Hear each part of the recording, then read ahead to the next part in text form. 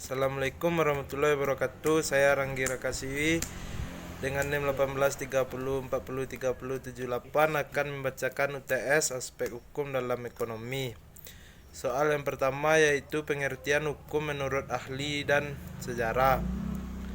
Menurut ahli yaitu Immanuel Kant, hukum adalah keseluruhan syarat berkehendak bebas dari orang untuk dapat menyesuaikan diri dengan kehendak bebas dari orang lain dengan mengikuti peraturan tentang kemerdekaan. Yang kedua yaitu Paul Bohannan, hukum merupakan himpunan kewajiban yang telah dilambangkan dalam pranata hukum.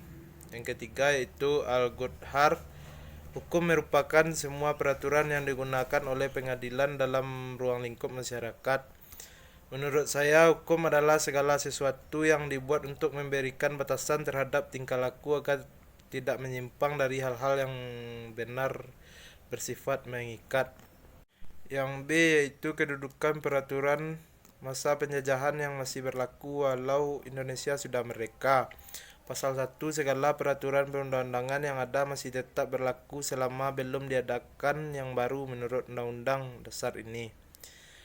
Pasal yang kedua, semua lembaga negara yang ada masih tetap berfungsi sepanjang untuk melaksanakan ketentuan Undang-Undang Dasar dan belum diadakan yang baru menurut Undang-Undang Dasar.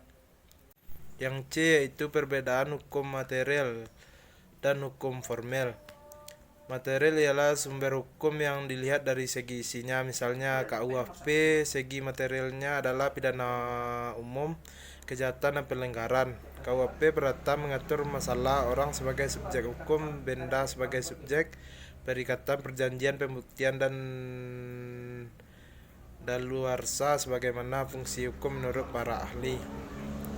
Sumber hukum formel adalah sumber hukum yang menentukan bentuk dan sebab terjadinya suatu peraturan atau kaidah hukum. Peraturan perundang-undangan ini memiliki dua fungsi utama yaitu sebagai legalisasi dan legislasi. Yang dimaksud dengan legalisasi adalah mengesahkan fenomena yang telah ada di dalam masyarakat, sedangkan yang dimaksud dengan legislasi adalah proses untuk melakukan pembaruan hukum sebagaimana juga tujuan hukum acara pidana.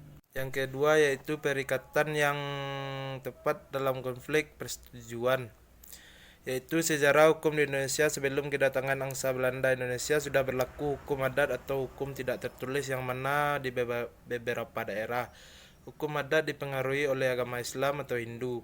Pada masa kedatangan Belanda terdapat dualisme hukum yaitu hukum adat dan hukum Belanda. Pada tahun 1848 tahun berlaku asas konkordansi. Pada masa itu terjadi kodifikasi atau pengumpulan hukum sejenis ke dalam satu kitab yang disusun secara sistematis dan lengkap. 2B yaitu perikatan yang lahir karena undang-undang itu sendiri. Maksudnya adalah bahwa perikatan itu timbul karena memang undang-undang mengaturnya demikian. Contohnya adalah dengan meninggalnya seseorang maka akan timbul kewajiban bagi ahli warisnya untuk memenuhi kewajiban-kewajiban almarhum. Perbedaan somasi wan prestasi dan ganti rugi adalah prestasi yaitu supaya debitur memenuhi prestasi. Dari situlah somasi memiliki arti kalau debitur belum berprestasi. Debitur dapat dikatakan berprestasi jika ia terlambat berprestasi, tidak berprestasi sama sekali, atau salah berprestasi. Ganti rugi adalah ganti rugi dalam bentuk penghargaan moneter yang harus dibayarkan kepada penggugat sebagai kompensasi atas kehilangan atau cedera. Untuk menjamin putusan, penuntut harus menunjukkan bahwa pelanggaran tugas telah menyebabkan kerugian yang tak terduga. Yang ketiga yaitu yang 3A, hukum pembuktian di Indonesia adalah serangkaian kaidah, aturan, dan tata cara pelaksanaan pembuktian pada persidangan pidana, perdata, maupun atas usaha negara pada pengadilan-pengadilan yang berwenang di Indonesia.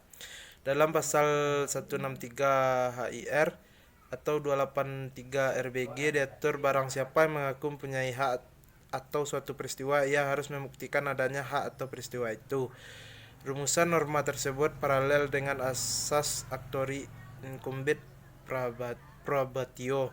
Berdasarkan ketentuan sebagaimana dimaksud, maka yang wajib membuktikan adalah orang yang mengaku mempunyai hak, orang yang membantah dalil gugatan, yang orang menyebut suatu perbuatan untuk menguatkan haknya. Yang B yaitu pasal 1866 KUH Perdata menyatakan alat pembuktian meliputi 1. Bukti tertulis, 2. Bukti saksi, 3. Persangkaan, 4. Pengakuan, 5. Sumpah. Itulah hasil UTS saya pada hari ini. Jika saya ada salah kata, saya mohon maaf. Saya sudahi dengan wassalamualaikum warahmatullahi wabarakatuh.